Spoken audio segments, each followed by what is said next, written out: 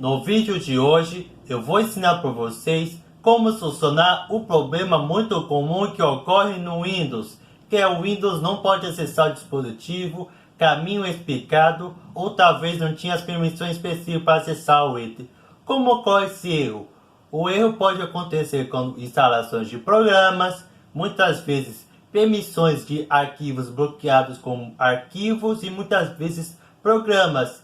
E ocorre também em antivírus está verificando e muitas vezes abre um programa ou um arquivo, por exemplo, abre configurações do Windows como aplicativo do Xbox, um Explorer e aparece o erro.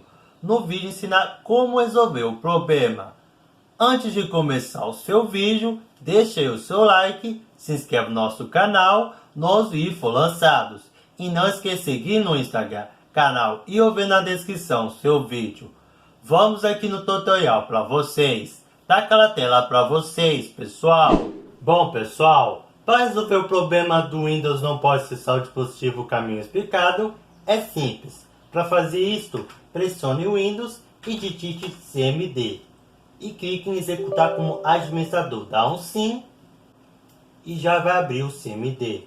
O comando é at13.30/interactive cmd.exe e dá um enter. Já resolveu o problema.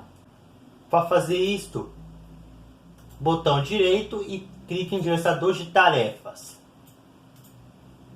e procure o Windows Explorer e clique em botão direito finalizar a tarefa. Executa a nova tarefa e clique em Explorer e dá um OK. Pronto, já resolveu o problema do Windows não pode acessar o dispositivo. Caso contrário não funcione, vamos para a segunda dica. Para fazer isto, pressione o Windows e digite CMD de novo.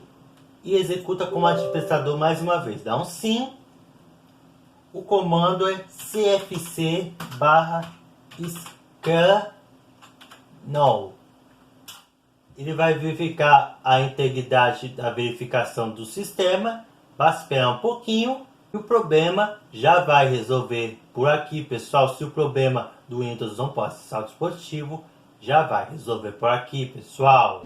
Bom, pessoal, se você resolveu o problema do Windows não pode acessar o dispositivo o caminho explicado, você resolveu, vai resolver o problema e vai abrir os arquivos normal, o programa, e o problema já vai solucionado por aqui, pessoal.